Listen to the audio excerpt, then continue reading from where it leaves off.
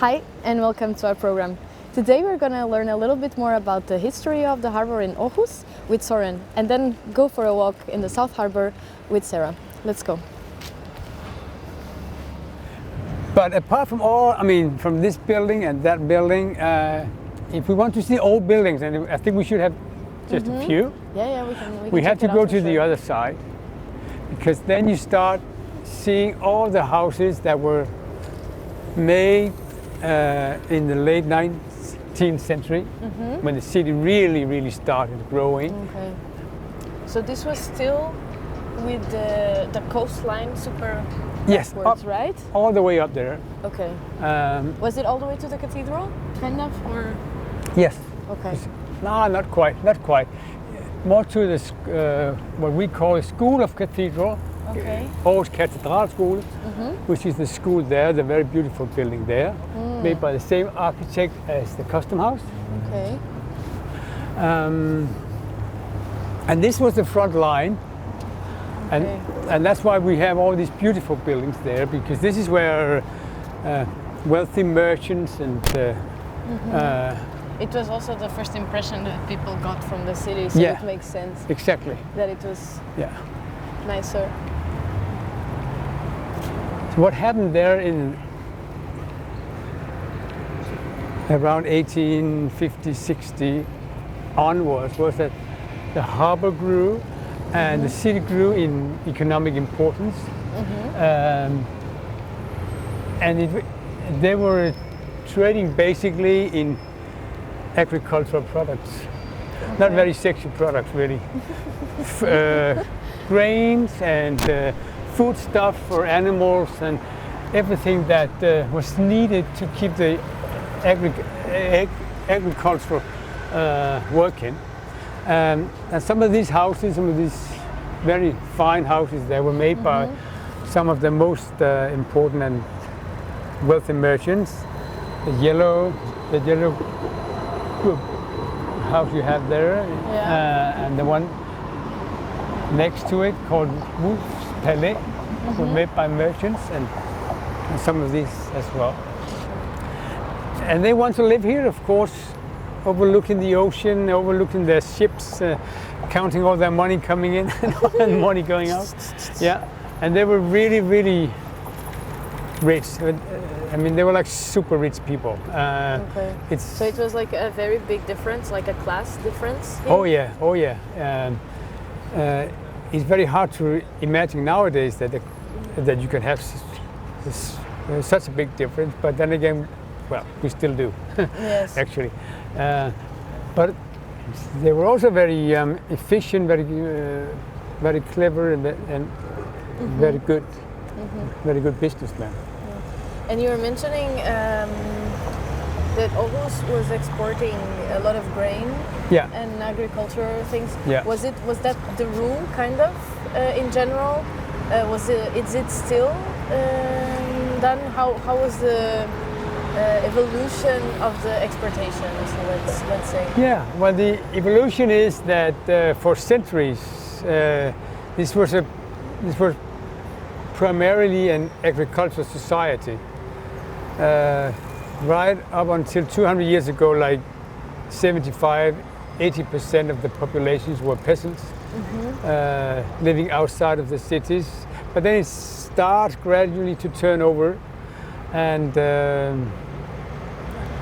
huge factory arrived by the end of the 19th century, also in Aarhus. But a lot of these factories produce things for agriculture, so they're still connected. And we have some very huge factories here in Aarhus, still in function, that were established 140 years ago in the agricultural business, producing feeder for animals or foodstuff of some sort. So, but then, of course, at some point, industry also becomes much more, mechanical, producing stuff, all kind of stuff, and mechanics and all that. So. Okay. And so it's kind of decreased the amount of agricultural I don't know, products. And then what? Because the harbor was still growing. So that means that there was still a lot of movement here. Yeah. So what replaced it? It was never really replaced because agriculture is still very important for local economy. But most of the activity of the harbor, also nowadays, are imports that are being transported to other parts of Denmark where they are being manufactured by industry and so on. So this is more an import harbor than an export harbor. This is sort of a place where stuff are coming in from the global market, and then they've been spread out to the rest of Denmark. And then what do we produce in Denmark with all the stuff that come in? Well, I think most people know Lego, and we are also producing I think what you could say about Danish industry is that it's very specialized. They made high quality water pumps, for instance. And a lot of electronic equipment and a lot of computer-based production nowadays as well. But it is all based, a lot of it is still based on imports coming from the harbor of Aarhus, but no longer on sailing ships, but on huge containers. Yeah. So can you just give a few examples of what Aarhus and Denmark in general imports the most? Like what are the most imported products? Do you have any idea? We used to import a lot of energy, so to speak, like coal and oil and gas and all that sort of products, and we still do, of course. But now I think we are mostly importing now small computer chips, small devices, electronic devices that are being further manufactured by local industries. And then we are importing a lot of clothes these days because we have huge clothes brands in Aarhus, like Vera Moda and Jack and Jones. A lot of these world famous brands are local here in Aarhus, and they're not being made here. Of course, they're not being tailored here, but they're being what do you call it?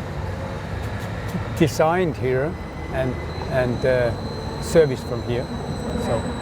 So clothes would be the one thing that is coming in. What else is coming in on these huge container ships? A lot of household products. All the stuff that you put in your living room and in your kitchen and your furniture and your televisions and radios and all that stuff. It's coming here in containers. So a lot of things that Danish people or whoever lives in Denmark use, it's from outside. It's imported. We have a very high, what you call import rate, meaning that a lot of stuff that we use in Denmark are being imported, but we also export a lot. So we are, I think, one of the countries in the world that have the highest level of interaction with the world. And we would be, it would leave us in deep trouble if we were just cut off to the rest of the world and we had to make everything ourselves. So we exchange a lot of goods and a lot of people, and many people are coming now to Aarhus. If you go 100 years back, most people would be working in industry or in manufacture. But now most people are working in the public sector or educational sector. So we have a huge university and another huge school. We have very large hospitals, very specialized hospitals, and a lot of welfare services that apply jobs for tens of thousands of people. So, and a lot of young people coming to Aarhus. Yeah, that is so true. Yeah, it's including you. I think that's perhaps what is most characteristic of Aarhus is that the age of the population is relatively low, and you have a lot of young people coming in, not just locally, but also from other countries, staying here for a while. Yeah, there's a lot of international. Some people are not leaving again. Yeah. But settle here. Yeah, actually, I have some friends that they really like it here, and they've been here for like 4 or 5 years, and they are intending to stay. And what do they like about Aarhus? I think in general it's the opportunities that they know that they can have here and they cannot have in another place with this ease, let's say. Or I think most people come here because of the education. Yeah. And then there's a lot of programs, from what I've heard, to help you find a job. Yeah. So it's very easy transition, and and then they just stay because the conditions are good. They like the city. There's so many things to do in Aarhus all the time. Yeah. And also the fact that so many people speak English. So there's not really a need for you to learn the language, to learn Danish. No. You can get by only with English. Like also the events, they're all very. It's not international focused, but they're not closed events. It's not only in Danish. There are a lot of things in English. It's quite inclusive in that aspect. But yeah, I think in general those would be the reasons. But I think each person obviously has their particular reasons. So I think we could start moving back, perhaps. I'm glad to hear that, of course, because I like the idea that this is a welcoming city, but it's not always as welcoming as it could be, because it's still a relatively new thing for Dane to see foreigners and people coming from other countries in their city. I think it's important to understand that if you move back 50 or 60 years ago, now it's 2022 now. So let's say 1950, right after the Second World War, that would be like no one here from other countries. There would be a few hundreds or a few thousand from Scandinavia, and there would be some English people, a few German perhaps, but that would be it. There would be no more than that. Yeah. And then when you come to the 1960s and the 1970s, you see the first migration movement, so to speak. People are coming here from Eastern Europe that are being, trying to move away from the communist countries there, the communist regimes. Yeah. So we see the first people from Poland and from Czechoslovakia. And in 1974, people come here from Chile. But the numbers are still relatively low. Then by the middle of the 1970s and later on, people come in much higher numbers from the Middle East, from basically mostly from Turkey and the former Yugoslavia, and they come here to work. And then in the 80s, people come from Lebanon and Iran, Iraq. A lot of people are fleeing from war and are settling here. Yeah. And that changes the understanding of the city, I think, as from a place that is locally rooted only to being a place that is that should have the power to welcome people from other places. Yeah. But it takes time for people to understand the new situation. I think it has changed a lot today. I hope, but I still hear stories about how people are being welcomed here that I don't really like. So we still have to work a lot with our mentality, but in the long perspective of history, it's a relatively new thing that so many people come here from other countries. And now we have thousands of students as well. coming from mostly other parts of the European Union. Yeah, because it's super easy. It's super easy, and but in the 1980s, 1990s, when I was a student, there was no one from other countries. Mm-hmm. If there was one, it would be a sensation, you know. Okay. And now you have thousands. So I think it changed quite fast. It changed very fast, yes.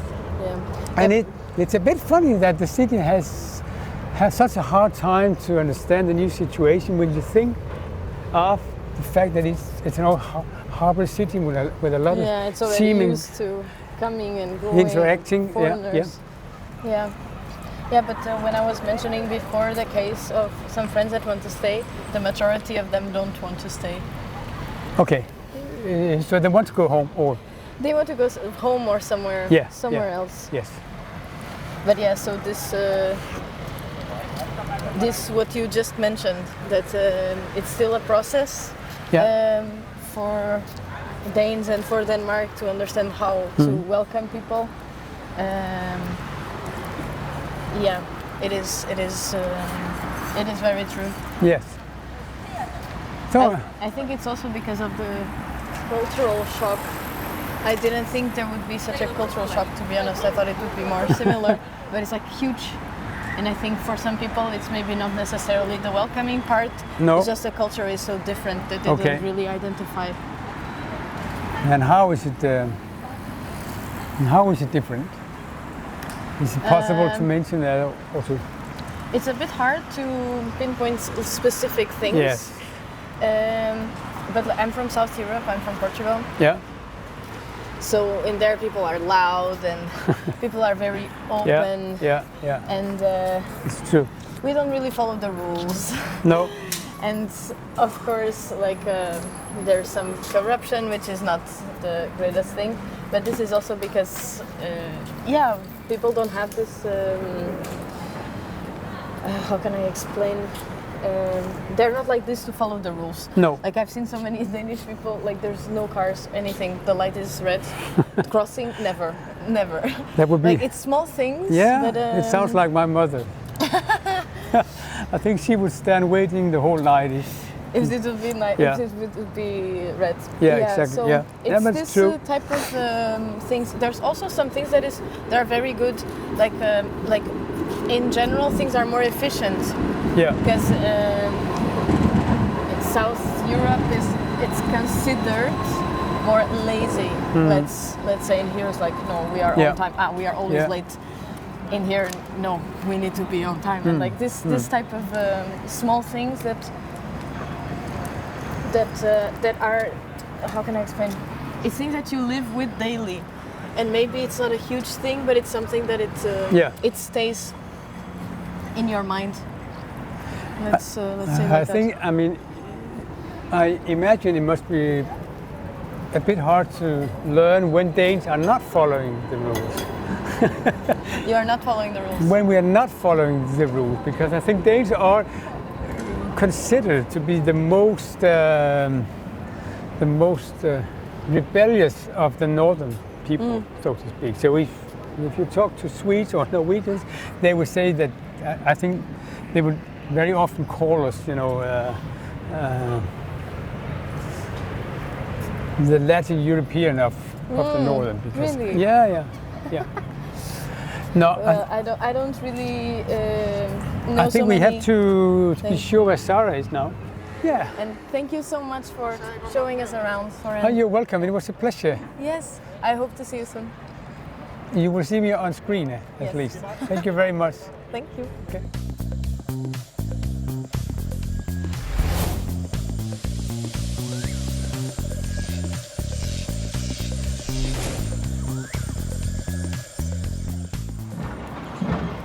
Hi, Sarah. Hi. How are you doing? I'm good. Nice to meet you. Nice to meet you too. Thank you so much for having us. And what do you want to show us today? Well, I want to show you the area of South Harbor. So we're here in part of it, and I think we would just walk around and have a look. Yes. And how did you get involved in here? Why do you know South Harbor? Well, I actually used to have my own studio as an artist, and after that I was also working here at Frontrunners with young people doing different projects, festival.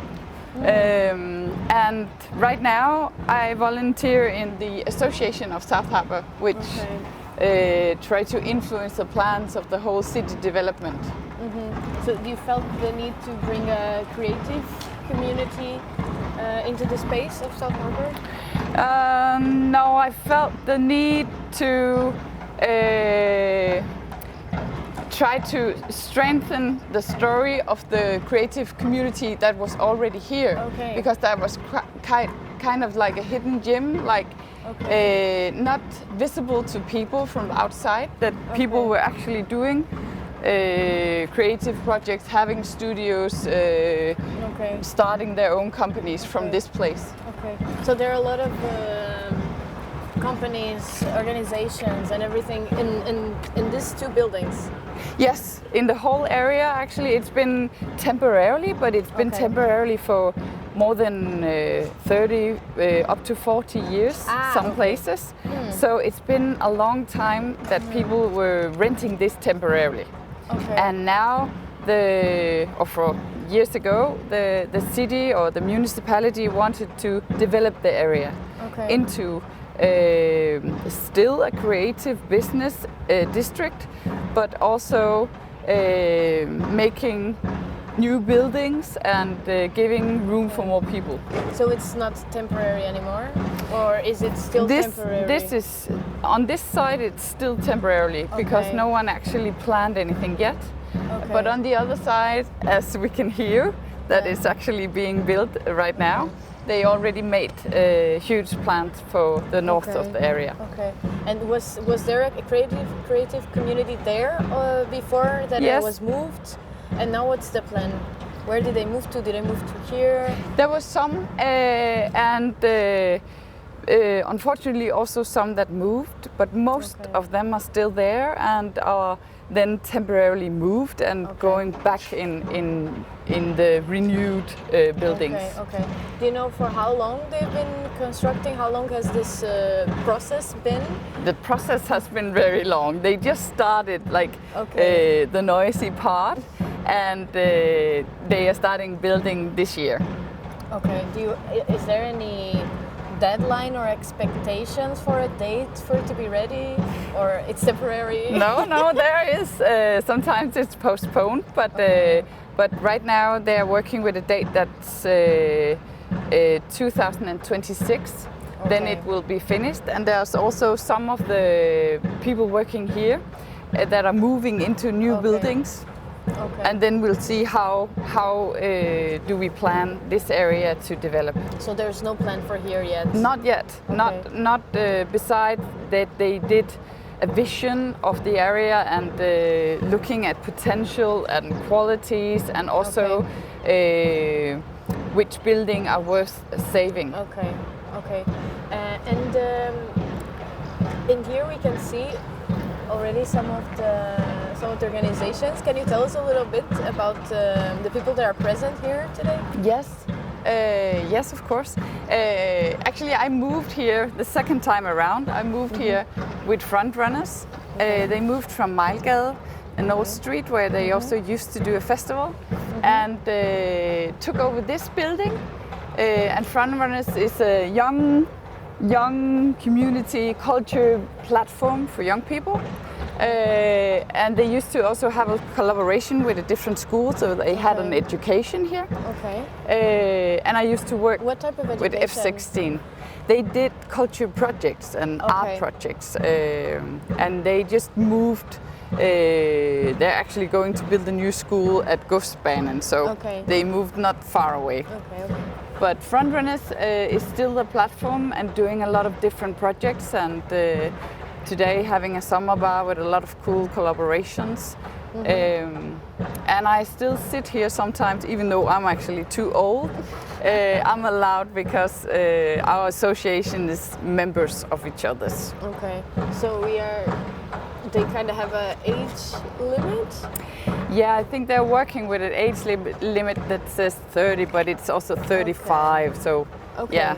But it is a young culture platform, and also to have the possibility to come in from the street and actually with a good idea, having the help and the community around it to develop your own or start up with someone in a collaboration. Mm-hmm. And what other organizations like club? Then there's also a community for musicians or people working with sound. Also in this yellow building just on the other side.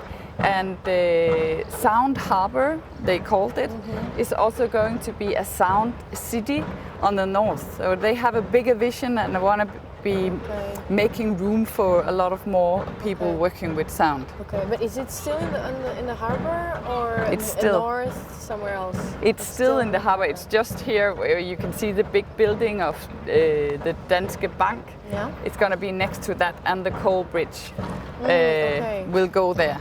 Okay. And what about Club Curious? And Club Curious is a new project that moved in and took over the old education's rooms. And Club Curious is open for everyone. So it's like a public possibility to be creative, still meet people, also come to just drink a cup of coffee or soda. They have a lot of cool events. So we try to tell as much as we can on the South Harbor channel because there's a lot of events going on that the city doesn't know about. Yeah. Really, a lot. So we would like to invite the city in and see what is actually being produced, what are people working with in these old buildings. And are these events that you're mentioning like individual events, kind of, or do you have collaborations in between organizations? How does it work in here? Yes, there's a lot of people collaborating or finding new collaborations as well. One of the bigger events that we do together is our festival. So we have a local district festival coming up here in August, the third weekend of August. And this is also where we all stand together and invite the city to come and see what are people working with in this area. And of course we're also having so it's going to be exactly here? Yeah, it's going to be exactly here. And then there's going to be something on the north part and different scenes where we can play music and have talks and meet each other. Okay, so it's like a networking event. Is it to share music that they're producing? What specific events will there be inside this really big event? What can people expect? Yeah, what can I? Well, you can expect to have you can expect to have experience that you would not expect. So it's basically to come and hear some cool bands that we invited, but it's also that every room, every building, every office is open, so you can go like and explore on your own. Okay. I think that's nice. Like, and there's a lot of buildings. If we go further down here, this street, that are like small labs and a lot of people inside. Okay. What is this? Out of curiosity, is like a project? This, it's an installation of all the nature that you find here in this district. Oh, that is lovely. Yeah. And it was also one of the organizations here. This is, he's part of our board. That was it for today. We hope you enjoyed this program. See you next time.